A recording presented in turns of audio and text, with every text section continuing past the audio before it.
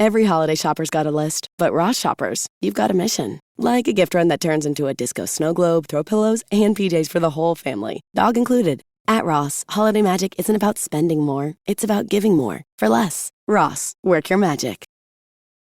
With so many options, why choose Arizona State University? For me, the only online option was ASU because of the quality. Their faculty was really involved with their students and care about your personal journey. The dedication to my personal development from my professors, that's been extremely valuable to me. Earn your degree from the nation's most innovative university. Online. That's a degree better. Explore more than 350 plus undergraduate, graduate, and certificate programs at asuonline.asu.edu.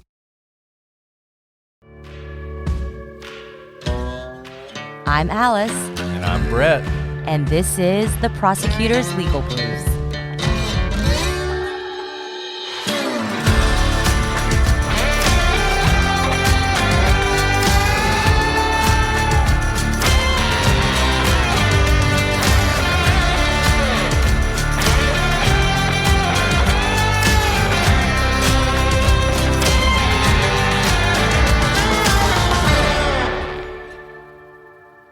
Welcome back to the Prosecutor's Legal Briefs. I'm your host, Alice, and I'm joined, as always, by my psychedelic co-host, Brett. Oh, I love it. I love it. It's a great one, Alice. Great one. You see, these descriptors matter. They matter for me, and they do, in fact, make sense. Brett was making fun of me that my descriptors don't make sense. They do make sense, especially in this case. It's true. It's true. Alice, have you ever seen the movie Reefer Madness? Can't say I have, but so it sounds great. It's like... It's one of those like 1930s, 1940s like movies that's meant to be sort of a PSA. Marijuana will destroy your life and turn you into a crazy killer and make you go insane, and eventually you'll kill yourself and all these terrible things will happen. It's unintentionally hilarious, and it's sort of a famous example of these propaganda films that would pop up in the 30s and 40s. But the story we're going to tell you today is going to make you believe in Reefer Madness. I mean, it is Reefer Madness, basically. So it is. And also, I don't typically do like... I think the people who listen to us are all very intelligent and they don't need to be told what to do. But man, kids, if you're listening, this is a story about why you shouldn't just do drugs. You shouldn't be pressured into doing drugs. And don't smoke something you don't know what's in it. Drugs are bad. Okay. Drugs are bad. And this is, and I'm only chuckling because when Brett and I prosecuted a bunch of these cases, we were seeing a bunch of seemingly innocuous drugs laced with other things that led to disaster in the cases that we saw. And we always heard the same thing. I had no idea that doing X would... Not X, actually, but like smoking pot would create this havoc. Because, as you're going to see, the drugs of today are not the drugs of your grandparents. I think that's a really important point. We're going to talk about marijuana in this case. And it is 100% true, as you're going to see, that it's not the same as it was back in the 60s and 70s. Things have increased in potency, and the effect it can have on you have increased as well. I want to say happy birthday to Sophie. It's her birthday tomorrow, and she's always in the chat, always helping us out. She's awesome. So happy birthday to her. 29. It's, getting 21. old. 21. 21. Don't age her by 8 years. 21 is a great welcome to adulthood. Okay, so the case we're going to talk about today is that of Bryn Speaker. I'm going to say Speaker. I don't know if that's how you pronounce it. Probably just call her Bryn from now on. Spejcher, if you want to correct us somewhere down the line. This is actually a case that came to us because of Ellen Greenberg, because people were trying to give us similar cases to Ellen Greenberg. This case isn't really anything like Ellen Greenberg, but nevertheless, that's how we found out about it. And it's such an interesting case legally that we wanted to share it with you. So this case takes us to May 27th. 2018, and Bryn goes over to her friend/boyfriend's apartment. His name is Chad O'Melia, and he lives in Thousand Oaks, California. They hung out all the time. She was somebody who had smoked pot every now and then, and that's what they're going to do. No big deal. He's got some marijuana he just purchased. It's perfectly legal. It's California. This is no different from going over and having a glass of wine. So she takes a couple hits off a bong, and that's when things get weird, as she would later explain to police. At some point that night, she basically loses touch with reality. She begins to experience some intense paranoia, believing at one point that she is actually dead, which is a weird thing to believe. But she ends up grabbing a knife, a bread knife, as a matter of fact, from the apartment, and she stabs Omelia 108 times. Stabs him 108 times, but she doesn't stop there. The dog, she stabs the dog as well. And then she stabs herself in the neck. Eventually, the commotion is noticed. The paramedics are called. They show up.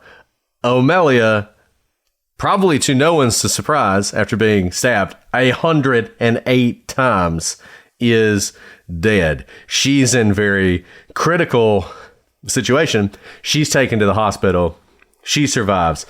Believe the dog survives too. I know that's important to everybody. Dog survives. She survives. And she is immediately, as soon as she's healthy enough to slap on some cuffs, is arrested for murder. But that's when the story gets interesting, because eventually the charges for murder are downgraded significantly, and she is eventually convicted in December of 2023 of only involuntary manslaughter. And after stabbing someone 108 times, she is sentenced to probation and community service with no prison time. And this case, obviously, has been one that is controversial and one that a lot of people don't understand, including the prosecutor, who was very upset about this no jail time sentence. I mean, you can see the headline right there. Woman stabs man 108 times, gets no prison time.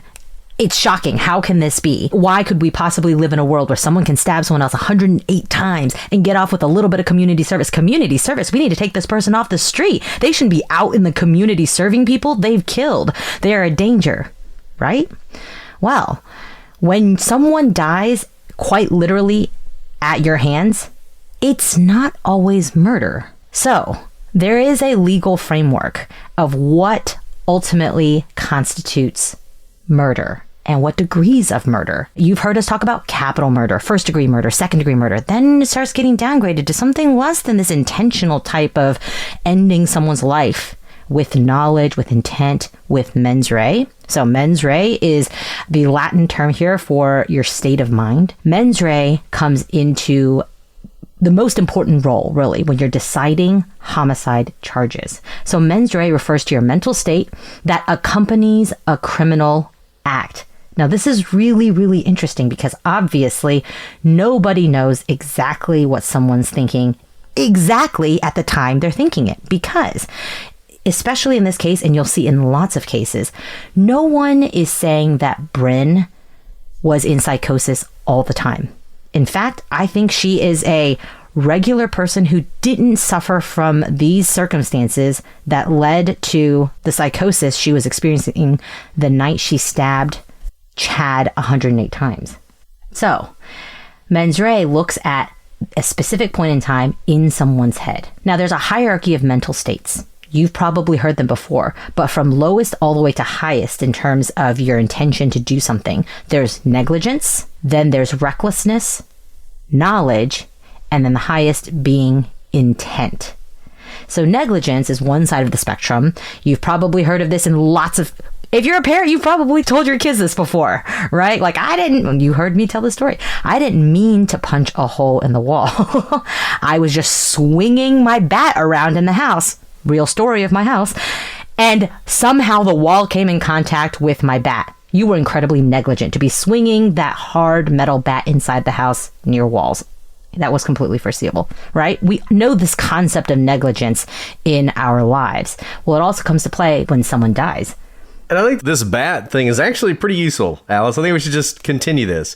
So you're swinging the bat around in your house and you hit the wall and you punch a hole in it, right? And you're like, oh man, I didn't mean to do that. That would be negligence, right? I think recklessness would be like, the wall's there and you're like whacking the wall with the bat.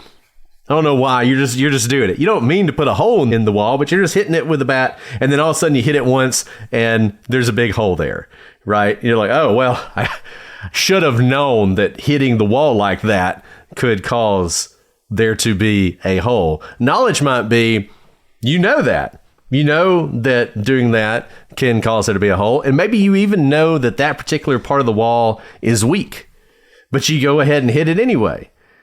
And then it's like, it's even worse than recklessness because you knew all these facts. And then intent is you walk up to the wall and you're like, I'm putting a hole in this wall.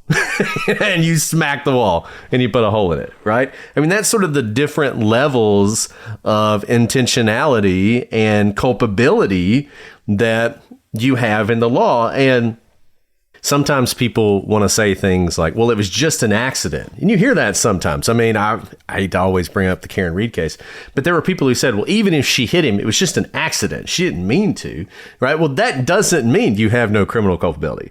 You can have an accident that is criminal. Now, it's not always criminal if you have an accident. For instance, if you're driving down the road at a reasonable speed and you hit black ice and lose control, then you're not going to be criminally responsible for that kind of accident, right? But if you're taking actions that fit one of these categories, then probably there is some crime that's going to match it as well. Right.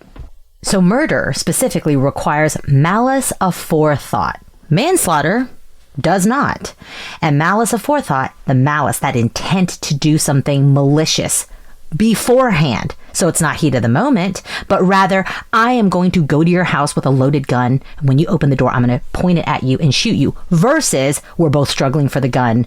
And in order to protect myself, or I catch you with my best friend, I'm going to shoot you. Those sorts of things. That's where all these gradations and why mens rea at the exact time that the killing happens matters. But murder requires you to have thought about it beforehand and you intend to do the murder. It was not an accident. It was not heat of the moment, but rather you took steps in order to effectuate this murder. Manslaughter, of course, doesn't require all of that. Involuntary manslaughter applies when a death occurs without intent due to negligence.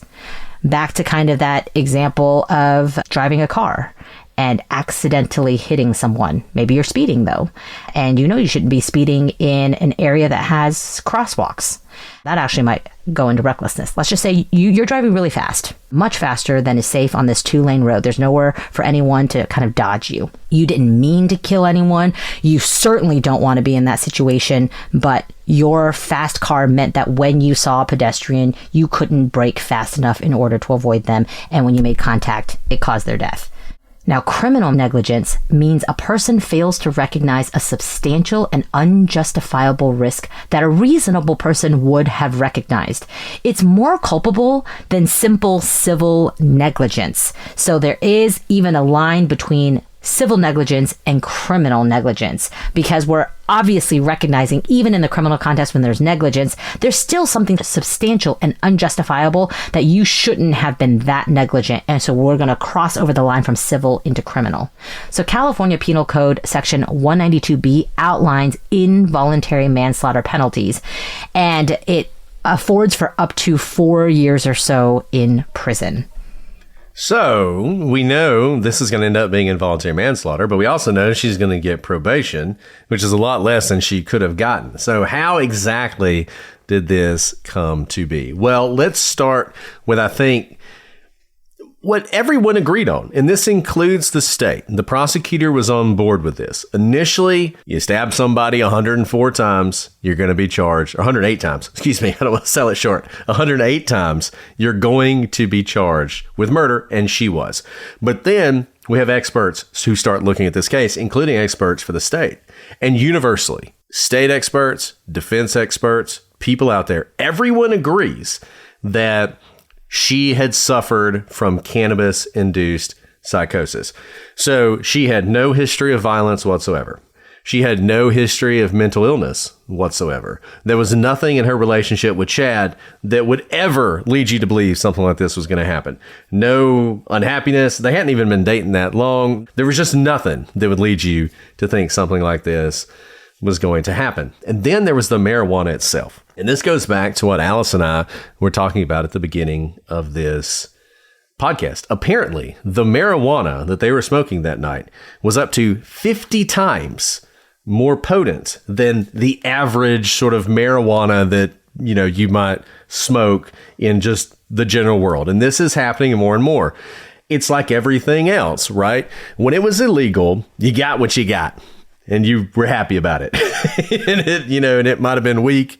It might have been strong. It might have had a lot of seeds and stems in it. And you took what you could get. But now that it's legal, people have started crossbreeding. They've started figuring out ways to increase the potency, to increase the THC level in marijuana. And there are these really high concentrated THC marijuana that you can buy now that's intended for people who have a strong tolerance. Basically, you've been smoking marijuana so long that you smoke a joint and it does nothing to you, right? It's like getting the high caffeine coffee, right? Or light beer and doing it for you anymore, so you move to whiskey or something like that. It's a similar sort of idea. And in fact, the package that he had a warning on it that said, this is for people who are extremely experienced marijuana smokers and who have a high tolerance. It's unclear whether or not she had any idea that it was this kind of marijuana. And I want to be very clear, because people have talked about, was it laced with something?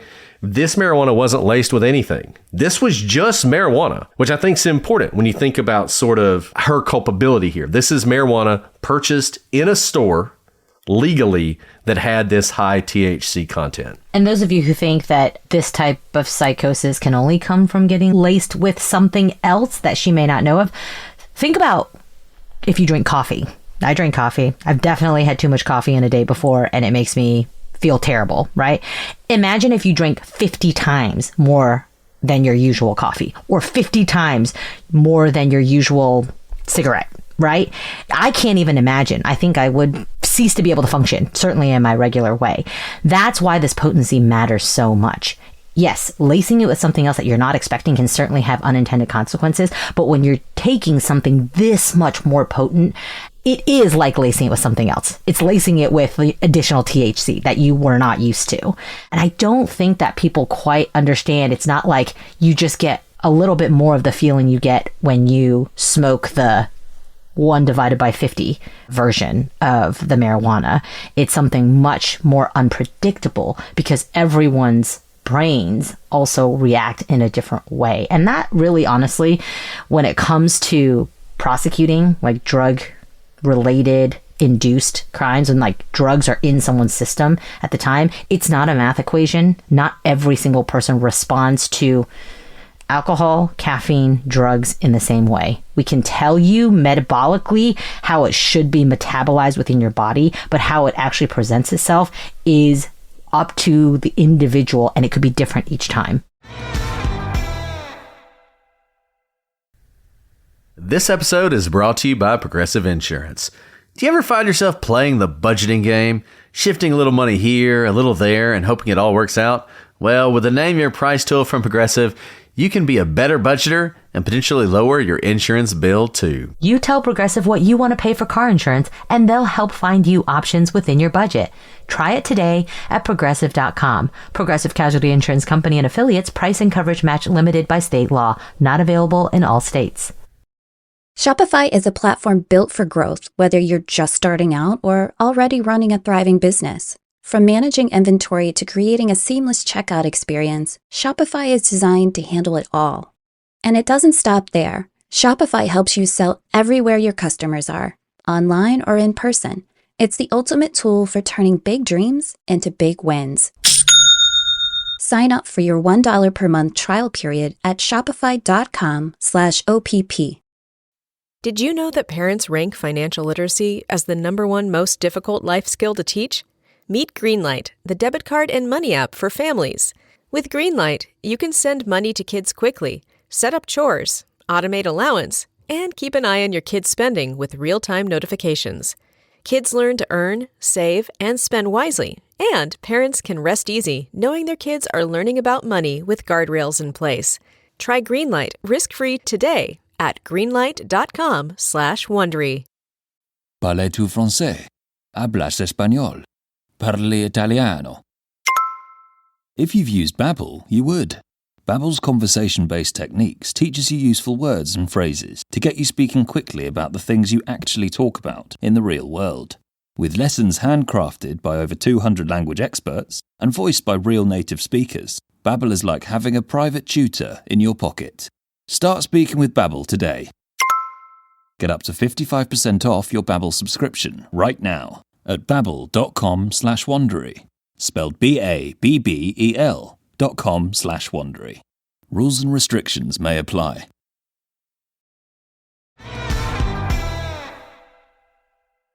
I mean, obviously, you're seeing that here.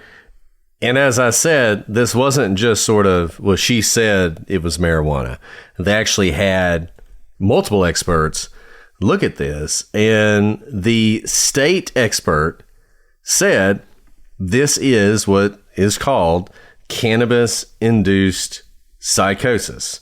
And this is something that with sort of these new strains of marijuana, you're seeing more and more. In fact, there was somebody posted a similar story on the gallery recently. We were putting this together and a different example of someone who was suffering from cannabis-induced psychosis and did crazy things because it is something that happened. And in her case, Bryn's case, so she basically described that she smoked this marijuana and she began to lose touch with reality. Like I said, she starts getting paranoid. She starts seeing things that aren't there. At some point, she believes she is dead. And she believes that the only way she can bring herself back to life is to kill Chad. So she goes after him almost like thinking it's him or her. This is life or death, right? I mean, she's on the verge of death. She has to kill him. And what's important about this is, once again, as we said, intent, state of mind, mens rea, like all these things are critical to determining your level of culpability and what you can be convicted of and what you can't be convicted of. And this notion of psychosis, it undermines the requirements for intent and for malice. And so they actually end up going to trial on this. And I actually think this is pretty interesting because I'm not even sure she's guilty of involuntary manslaughter. So let's think about this for a second. So negligence, right? Let's say, and I don't know how clear the facts are on this, but let's say she didn't know that it was that kind of marijuana. She's in the house doing something she's done before. She has no knowledge that it's dangerous at all. And it leads to this. Is that negligence in that circumstance? It would be like, imagine if you took a prescription drug that was prescribed to you by your doctor and you took it exactly as you were supposed to take it, but you're the 1 in a million person who that drug makes you psychotic and you did exactly this. Are you guilty of anything in that circumstance? And let's put it in this circumstance. I believe this is something that she and Chad had done before. And it was at his apartment in his bong. And she had, I think, smoked from this bong before. So it's very similar, in fact, to your taking the same prescription drug from the same container every time. Now, she didn't load it, but she would have no reason to know that it was loaded with anything different than she had smoked previously. So there certainly isn't a knowledge aspect there.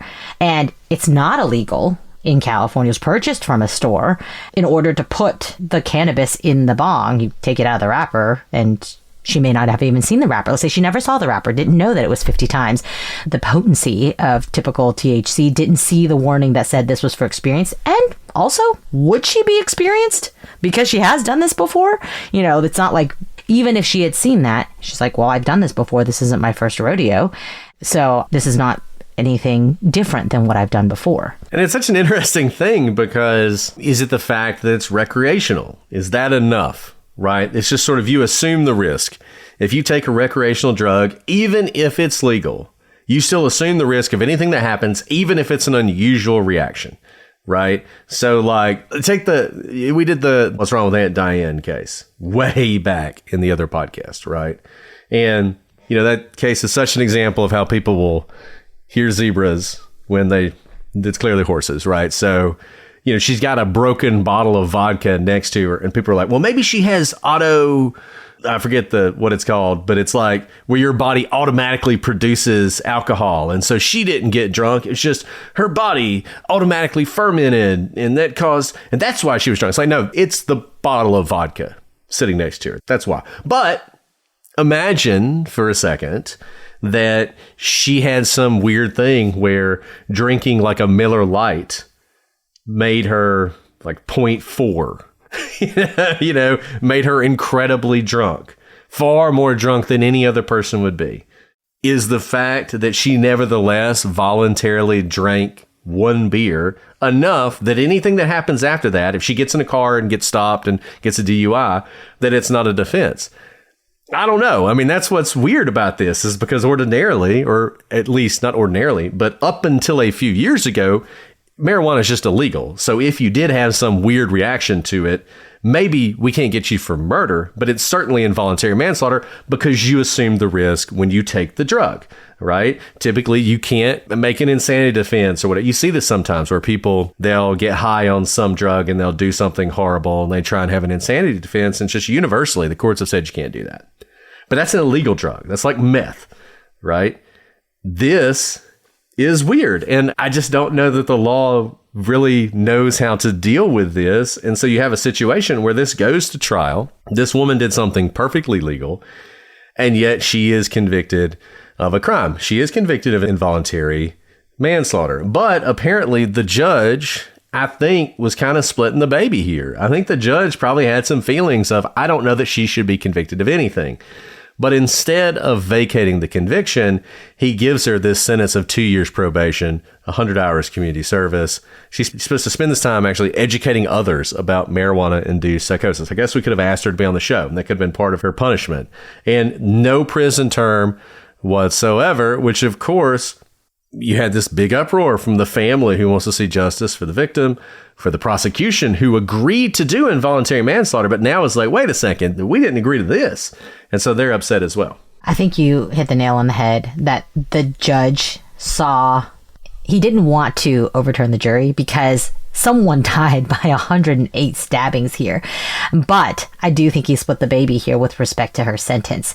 And whether you're supposed to do that or not, we can talk about. Like, legally, if the judge sees that there's not the facts to support that conviction, they can do a directed verdict. But I think here it is such a gripping story. She didn't just stab him once, twice, 108 times. And I think if the facts are correct, I think there was no question that this was psychosis induced. I think, someone had to break her arm to get her to drop the knife, I think. Like, she was not losing, grip of the knife. She was not going to stop until she could no longer go. And I think she was maybe even tased when I think that's right. When the police arrived, and I think they did have to break her arm. Now that you say that, I think they had to break her arm. Like, she wouldn't drop the knife even after having stabbed herself. And so they broke her arm to drop the knife. Now that you mention that, the officer said it was the first time he'd ever had to do that. He'd ever had to use, because they'd done everything else, everything else. They tased her multiple times, and the tase had no effect, which goes to show the psychosis, right? Because your body can't stop unless you're just in this, like, you're literally out of your mind, where your mind and your body are not connected. And so once the tasing didn't work, and you've probably seen videos of this online where people are so out of their mind for whatever reason, might be drug induced, might be, some other psychosis, that they have to take other measures. So they took a baton and broke her arm in order to get her to drop the knife. Again, she's stabbed herself at this point, so she is like incapacitated, and I believe in very dire physical shape as well. These are really intense facts, but I think only go more towards what Brett asked just a little bit earlier.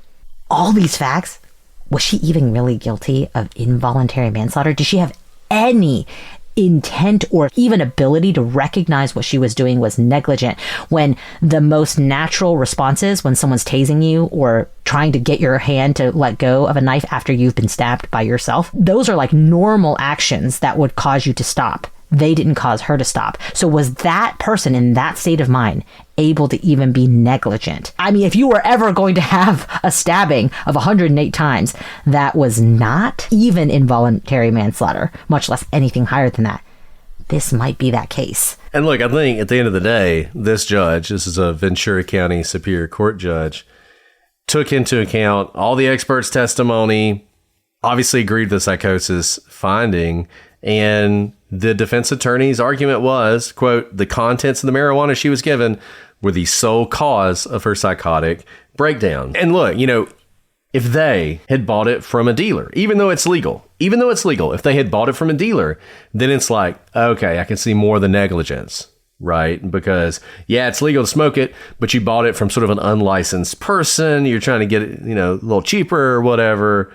Okay. Or, yeah, marijuana is legal, but this high content marijuana is not. I mean, you can imagine that. I mean, in Alabama, there's an alcohol limit. You can only have beers up to, I forget what it is, like 12% or something, right? So you could see something like that. But none of those facts are really in play here. I mean, this is just very much a lady who lost her mind. As Alice said, had to break her arm, had to take basically one of the batons, as I recall, that they used to break out the windows of cars. Like if they need to get into a car, they'd use that on her. I mean, and she's not like Ronda Rousey here. I mean, she's not like some giant woman. I mean, she's just, as you've maybe seen, this is like a PCP or bath salts. I mean, that spate of people who were like eating each other because they're in bath salts. I mean, that's this level of psychosis. So that's what she's experiencing, and she gets no prison time. And I think this is a really fascinating case. I am very interested to hear what people think about this, because I think this is one that could really divide people. On the one hand, it seems as though she is as close to zero culpability as you could be when you stab someone 108 times. And then I'll play devil's advocate. This is as close. She did something that was legal in her state, bought not from some shady dealer, but from, say a quote unquote reputable source. Everything was like by the books. I don't think this is actually the case, but this is as if we went to the grocery store and like bought the cheese you were going to make your pizza with that night, right? The cheese made you psychotic. The cheese made you psychotic. You went to the store. It was a regular grocery store, and you went and paid for it, and it was packaged, and it's all legal. You're allowed to eat all the cheese you want, and this cheese made you psychotic. But one thing, obviously, 50 times THC or 1/50th the THC is not cheese, because you smoke cannabis, now I'm being the prosecutor, of its psychosis-inducing capabilities. You don't intend to necessarily go the full spectrum of psychosis, but the reason you do cannabis is in order to alter the mind in some way. It might, in your mind, be simply to dull or lessen anything, but the actual, in terms of like zooming out to what the purpose is. So cheese, I don't eat cheese to change anything about my mind. I eat cheese because it's delicious, fills my belly, all those things. The reason to do cannabis is in order to alter your state. That would be my statement about the culpability, and why I think that judge is not willing to ultimately overturn the involuntary manslaughter, because cannabis is not cheese. That should be a shirt that I would wear. Cannabis is not cheese. It is true. I mean, look, that is the argument, right? I mean, you, legal or not, you were intentionally taking a substance to affect your mind. Whereas I would argue, because I don't think it's, now I'm starting to like tear it apart, this is not the exact circumstance of taking the prescription that you were given, depending on the prescription. Let's say you had surgery and you needed painkillers, which can have mind-altering effects. But the purpose of you taking it, unless you're abusing it, is to dull the pain that would otherwise make it, debilitating. You're not able to get out of bed, or you're screaming in, a level 10 pain. And so the medication prescription is given to you not for the purposes of altering your mind. Now, it is capable of altering your mind if you were to abuse that drug, but the purpose of it is to dull the pain so that you are not at a level 10 of pain and perhaps can carry on a conversation. So I think there is also a distinction between the cannabis being smoked from a bong and the prescription drug, even though this is where laws matter. Legally, not really different. And that's why it was easier to draw those lines previously when there wasn't legalization. This is not a commentary on whether cannabis should be legalized or not, but I will say legally it was easier to draw those lines of knowledge, negligence, and intent when it was pre-legalization. Okay, so sticking with the prescription drug thing, and maybe that's enough. The fact it's prescription is enough. But let's say you're taking a prescription drug and the doctor tells you, look, one of the possible side effects is psychosis. Very rare. Almost never happens. It's like every, one of those commercials where it's like, take this drug for hangnails, may cause death or limbs to fall off or whatever, right? Like all these things. So let's say you're taking the drug and one of the known symptoms is psychosis. You take the drugs, you have psychosis, and you do something. I think most people would say you're not culpable there, even though you knew that was a risk. I mean, maybe they wouldn't. Maybe they would say, no, you knew the risk when you took the drug and you chose to take the drug, even if it was for a health benefit, and this happened, you're at least responsible in an involuntary manslaughter type way. Potentially, because there's always the adverse effects thing, right? But here I'm falling, by the way, I'm not arguing these because I didn't necessarily think it. This is literally what we do on Legal Briefs. If this is 50 times the potency, let's say she didn't know it was 50 times the potency, but she knew it was stronger than your average, whether it was because they'd done it before or he mentioned it, or after she takes a couple hits, she's like, this is definitely not my regular bong. I think it's still 50 times. I'm arguing against myself because earlier I said it's not just 50 times more intense of the feeling you get at 150th. You know that the 150th is meant to alter your mind. And so when you increase it by 50-fold, who knows what the effect it will be on you, but the 150th, it's not an unintended consequence, is a much magnified, you may not know what the equation will end up being, but it's a much magnified version of the 150th. So I don't know. I don't see it as, for example, an adverse reaction or an adverse consequence of it, but in fact, the intended consequence just at a magnitude that you may not have desired. Well, see, I don't know. I go back to your earlier argument because I thought it was pretty good, because I almost feel like even if it's just ordinary marijuana, just regular, good old-fashioned marijuana, you choose to take it, and did you have this reaction, which I guess is possible, right? I mean, I'm sure highly unlikely, but possible. Eggshell plaintiff.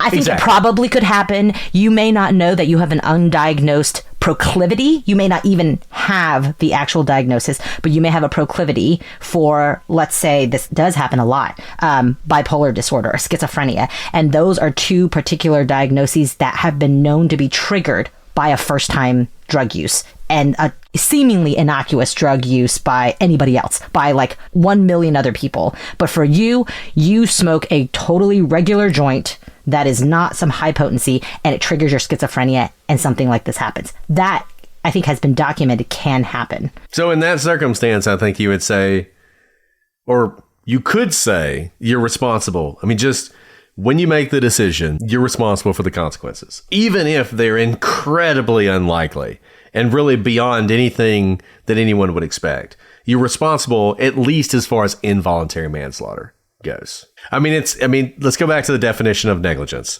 Yes, because you took that step. Whereas I only read the headline, so I have actually no idea what the story is. But I saw a headline that was like, dies from first known tick bite that causes meat allergy. So I assume what happened. I didn't read the article because it seemed pretty weird. But he got bit by a tick. So he didn't ask to be bit by a tick. He probably was outside. Lone Star tick. You gotta watch out for those Texas ticks. Seriously. Got bit by a Lone Star tick. It triggered, so he's an eggshell plaintiff. It triggered this meat allergy. A lot of people get bitten by ticks all the time, even if they say go for a hike knowing that there may be ticks out there, but he doesn't ask for it. He just puts himself in the circumstance to get bitten by a tick. He gets this meat allergy. It ends up killing him. This is quite a little bit different because obviously he's not killing someone else. But in that instance, I think it's removed because he didn't seek out the tick bite, whereas like you hold the bong to your mouth and you are taking that in. There was a known risk that maybe or not, I don't know if he went hiking or not. Let's say he did go hiking. He even went hiking in an area that he knew was prone to ticks, but he still got a tick bite, which is a risk that you take when you go hiking. So I think that's a different circumstance because there's a removal, right? He didn't ask for the tick bite. He didn't put the tick on his body to get the tick bite. But the tick did bite him, and it led to all these other things. Whereas when you smoke something, you still take that initial act, put it in your body, knowing the intended consequence of that is to alter your state in some way. Yeah, it's like when I was in Japan, I went to a fugu restaurant, blowfish, and had blowfish. And technically, it's possible you can die from that, right? If they don't prepare it right, you die. But, I mean, that's part of the fun because of that. But if that had happened, I would have had only myself to blame, right? You know, it's hard for me to be like, oh, this is so unfair because this was highly unlikely and yet it's happening to me. I don't know. If your eyes are the windows to your soul and your glasses are the windows to your eyes, then it's pretty important to find your perfect frames. That's why at Warby Parker, we've made shopping for eyewear as easy and fun as can be. Peruse endless styles in our stores or use our app to virtually try on frames and get personalized recommendations. To find your next favorite pair of glasses, sunglasses, or contact lenses, or to locate your nearest Warby Parker store, head over to warbyparker.com. That's warbyparker.com. I didn't watch this whole trial, so I could be getting some of the facts wrong. I think there at least was testimony suggested that she didn't willingly smoke that day, at least, that there may have been some pressure by Chad that they were either going to smoke together or something like that. Now, I did not read the testimony on this, so I don't know to what extent the pressure was. I am not victim blaming. I do not think if Chad pressured her or somehow suggested that they do this, he deserved it. Not at all. But is this closer to the tick bite then? Than her sitting at home by herself being like, I'm bored, I'm going to smoke some cannabis tonight, versus she's in a new relationship, relatively new. I think they'd only been seeing each other for a couple weeks. And let's say he coerced her. Let's say he was like, hey, you can't stay here. Just do it. Or let's say he locked the door and was like, come on, don't be, a buzzkill. Let's just smoke. We've done this before. It's no big deal. You don't have work in the morning. Does that go further down the spectrum of taking her away from involuntary manslaughter? And, I mean, say he says he downplays the potency of the marijuana. Lies to her. Yeah. I mean, does that matter? And then I think that goes back to the question of, is it just the fact that you are doing a recreational drug, that the intent of it is to change your mind, to affect your mind in some way? Is that enough? Because if that's enough, then I think all these arguments don't matter. If that's not enough, then I think all these arguments become defenses. Not just to murder, but to involuntary manslaughter. And here, for the last, I think we talked about this case for 20 minutes, and the last, 30 minutes have been debating this whole intent and the mens rea part. You see why this went to trial, by the way? This is very interesting. And I'm sure we haven't even verbalized all the different sides of this argument, but it's not an easy issue. I think this is the perfect kind of case study case for if you're in law school of what it looks like for involuntary manslaughter. And when, your actions are the domino, so to speak, that causes the chain of events to happen where you are to be held culpable. And if you're held culpable, to what extent? Is no prison time? Now, here's another question. She is found convicted of involuntary manslaughter. All these other arguments, let's put them aside for now. You can hold them all in your head, but all these facts, you still decide that this is involuntary manslaughter. This is really the judge, right? We know all of these facts, feeling a little, could go either way, but ultimately it's involuntary manslaughter. When you have a conviction of involuntary manslaughter, should it be no prison time? Because is the right answer, if you have questions about whether it's involuntary manslaughter, to vacate the conviction and not have any sort of a conviction at all? Are you allowed to do that? This is now more like a philosophical judicial question. Can you do that? Because the law is supposed to be black or white. You broke the law, then you serve time for it. This, I think, really was a situation where it was like, is she really culpable? Well, she's found culpable. Let's give her a sentence as if she isn't culpable. And we don't have to talk about this all night, but people have raised another interesting sort of twist on this. What if she had a medical marijuana card?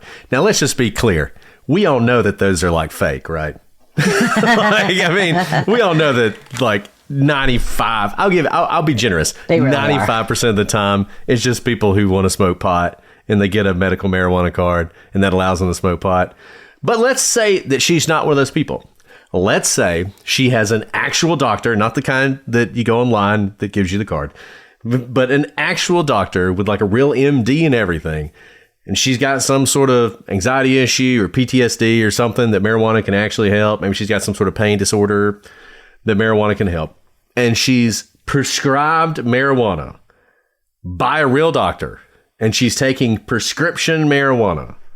And this happens. Is that different? No. And it's harder now, again, because of the legalization, because of what I said earlier. There are different ways to deal with this is harder because then you have the medical professional in the middle, right? You're right. There's different ways of treating, say, anxiety.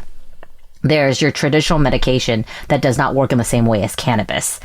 And so when you have a doctor who is standing in the middle, I guess it's a harder question of the culpability. We always face this when we're dealing with like addiction issues with prescription pain medication that was written by a doctor. We then have to take that extra step and show that it was an illegitimate prescription. So I think maybe you'd have to go that same route here and show that it was an illegitimate prescription. But I still go with there are different ways of treating it, and you still know the purpose of the cannabis is to alter the state. But I think it gets, I know I'm going to make like lots of angry people from that, but that's where it gets harder when you put the doctor in the middle. And then I think if you have a real, like this is where I would need a trial, because we've all seen enough medical marijuana to know that a lot of it's a fraud, but that doesn't mean all of it is. So if I had in a trial a doctor, a real doctor who went to a real school in the United States and was licensed to practice and said this was the only treatment for their disorder and they were prescribed this and they were taking it as prescribed, in that circumstance, I would feel different than someone who just bought legal marijuana. I would be more inclined to say not guilty, because I think if this were a prescription drug, like another prescription drug with this crazy side effect, and someone was taking it according to how it was prescribed, and this happened, I think that's a total defense for the individual. And you know what I just started thinking? I was like, then we start investigating the doctor and see how many psychosis-induced issues his patients have had, in which then you go down the route of the illegitimate prescriptions. But I agree with the individual taking the prescription. And there were because of course you have to judge it by that particular instance. And it's not like all the other things happening in that one patient's life, and they're relying on a medical doctor's expertise in that situation. But my initial thought right then is to then do an about face and say, let's look into this doctor. What's really going on here? And let's say this doctor, legitimate doctor, but I begin to look through their PDMP and notice, it's like the taking care of Maya case. There you go. Yeah. Like, that doctor, everybody he met had pain disorder and needed whatever it is. I forget the name of that drug. That ketamine. That's right? Yeah, exactly. I mean, to me, that was the thing that stood out to me in that documentary. It's like, we need to look into this doctor. Like, this doctor needs to fall into more scrutiny. And so that's a really interesting point. Okay, well, look, we literally could probably just talk about this forever. I think this is really interesting. So I hope you guys will write in and let us know what you think. I'm sure we're going to get a million emails from people with medical marijuana cards, so you all absolutely needed it. And I'm not saying there aren't some of you out there. It's just you open your eyes to the reality of the situation. But yeah, shoot us an email, prosecutorspod@gmail.com, @prosecutorspod for all your social media. Let us know what you think. Do you think the charge was just? Do you think guilty, not guilty? Do you think the sentence was appropriate? I mean, to me, it's hard to send someone to prison for something that they had absolutely no control over. I mean, I don't know. They had to be tased 4 times. Didn't work. 4 times. Arm broken. And the fact that she stabbed herself, I think goes, like even more to right. Yeah, she stabbed was herself really in the neck. truly not in her right mind. Let's just say temporary insanity, not caused by drugs, is an absolute defense. Right. You don't go to prison for that. You're not convicted. You're not found guilty. You're not found guilty. There's no conviction. But that's why I went back to the kind of judicial philosophical question of if you have a conviction, is it just? Because if you don't believe in the conviction, then you shouldn't, I think, be splitting the baby with respect to the punishment. And then in that instance, I do understand the anger or displeasure by both the prosecutor and the victim's family. Well, Alice, this one went a lot longer than I thought it would, but do you want to answer questions? I thought this was going to be like a 15-minute episode. Yeah, I was like, we're going to do like this question. Yes, of course. It's going to be brief. Okay. Well, look, this case was recommended to us by a listener. Now, they were trying to win the $100. No one's won it yet. Most people have sent us the same case, which it's a dude stabbed himself in the chest like 100 times, once in the back of the neck. Not the same. Not the same. I appreciate the effort, but not the same. But anyways, this was somebody who sent us this case and thought it was interesting, and I'd never heard of cannabis-induced. I didn't know this was possible. I thought marijuana was basically... Wait, you didn't? I definitely knew. I didn't know this could happen. Cannabis laced induced. Well, yeah, if it was laced with something, but that's one this thing. In but some ways marijuana, is like it's laced, right? Like it's so potent. But it's still just THC. I don't know if I didn't know of another THC. I don't know, actually. I always viewed the potency as if it were basically laced, if you didn't have prior knowledge of what it could do to you. Well, let it now you should know. It is still incredibly dangerous. All right, so Eminem Fanatic says, in my state, you can be a civil mediator without being an attorney. That's cool. Can you talk about the pros and cons of that situation? Do attorneys steer people away from these mediators? Can they be more effective? Any thoughts are appreciated. I mean, so mediation is popular because it is cheaper than litigation. The cynic will say it also is very pro-business. Businesses tend to win when things go to mediation. So, but nevertheless, it's also cheaper than litigation. I would think if you can get a mediator who's not an attorney, even cheaper.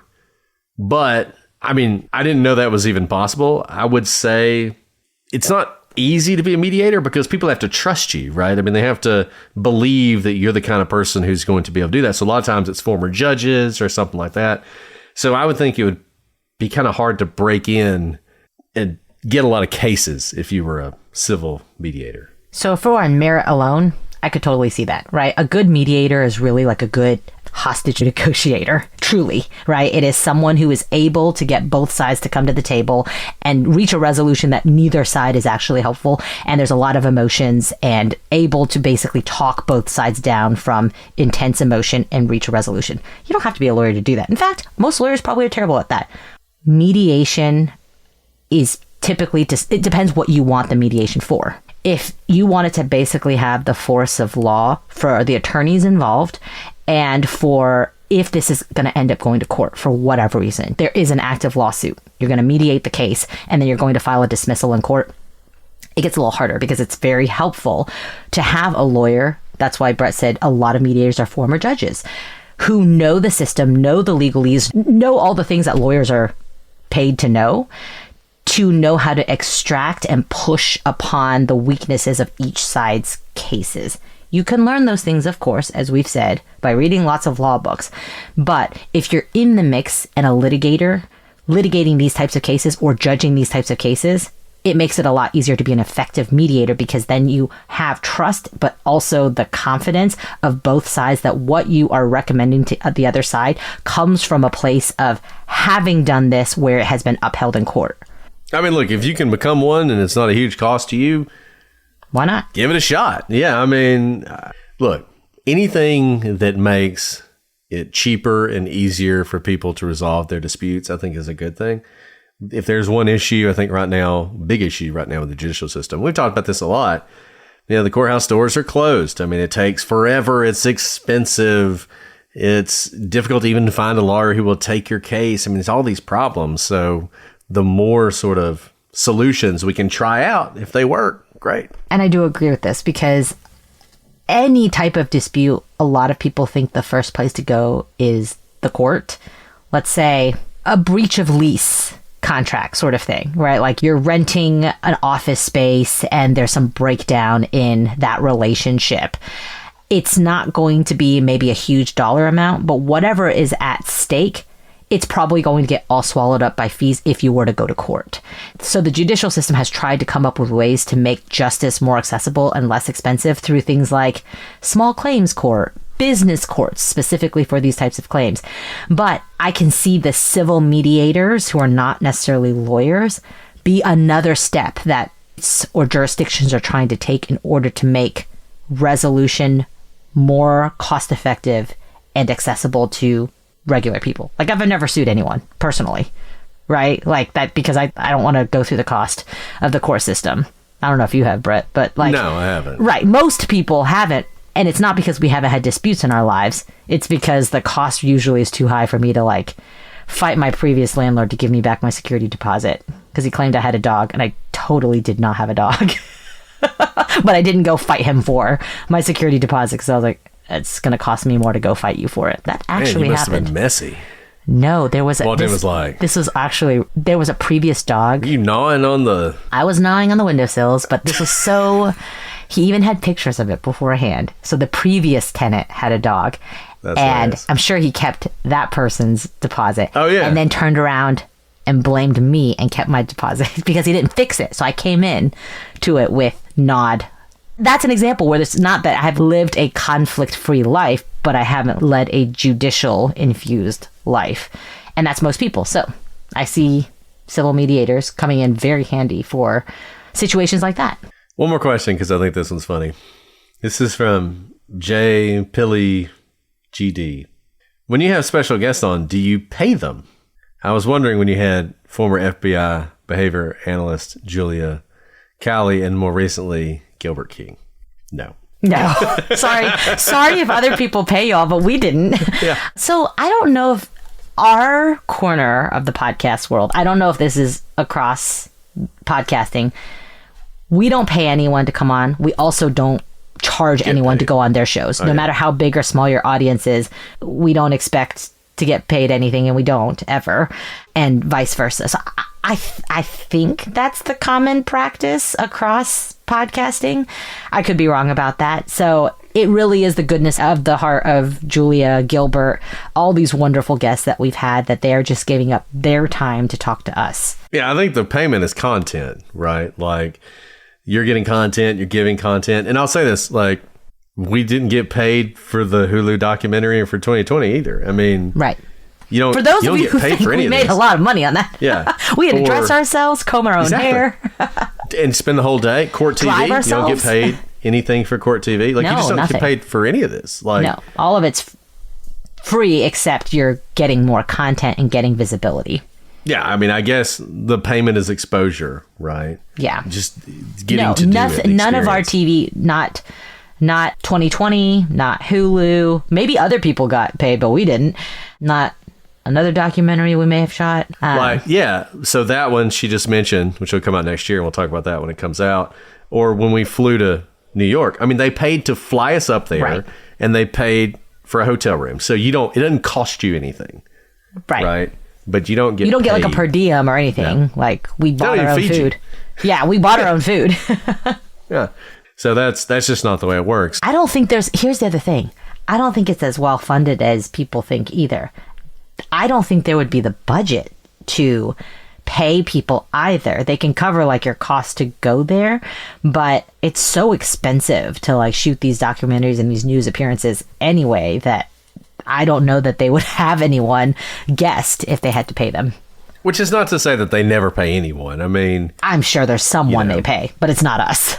yeah, like, it wouldn't stun me if Richard Allen's wife got some sort of relatively small honorarium, right? Wouldn't shock me. I don't know that to be true. But a lot of times I think if you have a principal, maybe they'll get some small amount just to compensate them for their time. I mean, because it takes all day. I mean, you spend the whole day talking to them. So it's not like I had to you don't take off deserve work something. and hire extra like childcare in order, like, it cost me money to do it. Yeah. So anyway, so that's been our experience. No money's changed hands either ways for any of the interviews or appearances or anything we've done. So I don't even charge Brett to talk to me on this show. it's true. He He just has to talk to me. I know. It's a burden. Well, these are great. Well, thank you guys for tuning in today. This was a much longer episode, as are all of our episodes, let's be honest. It's kind of our thing now. Remember when these were supposed to be 25-minute long episodes? You now just get 3 times as much content as we promised. We love to under-promise, over-deliver. Always let us know what you think, if we've left out arguments that you think, what you think about this case in particular, and any other cases you'd like to hear. You can email us at prosecutorspod@gmail.com and find us on all the social medias at prosecutorspod. But until next time, I'm Alice. And I'm Brett. And this is the Prosecutor's Legal Briefs.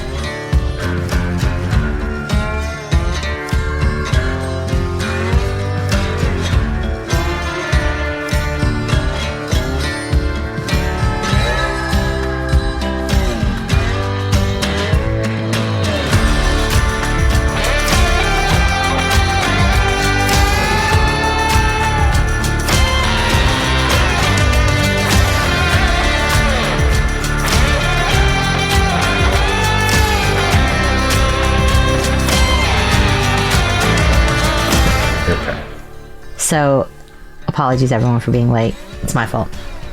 But Squanto season. Like, I truly mean, this is season 3 of number 2, Squanto, being like full Squanto. He has been dressed as Squanto, specifically, for like 4 days Does he still straight. have the spoon?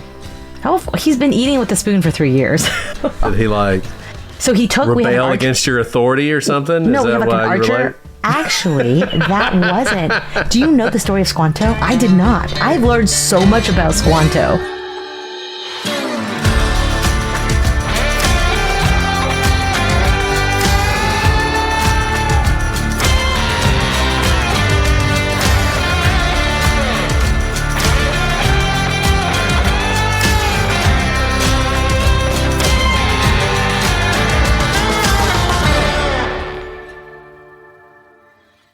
This November, action is free on Pluto TV. Go on the run with Jack Reacher. Every suspect was a trained killer. Then buckle up for Drive, World War Z, Every human being we save is one less to fight. and Charlie's Angels. Damn, I hate to fly. Launch into sci-fi adventure with The Fifth Element and laugh through the mayhem in Tropic Thunder. What is going on here? All the thrills, all for free. Pluto TV. Stream now. Pay never. Shopify's point of sale system helps you sell at every stage of your business. Need a fast and secure way to take payments in person? We've got you covered. How about card readers you can rely on anywhere you sell? Thanks. Have a good one. Yep, that too. Want one place to manage all your online and in-person sales? That's kind of our thing. Wherever you sell, businesses that grow with Shopify. Sign up for your $1 a month trial at shopify.com/listen. Shopify.com/listen.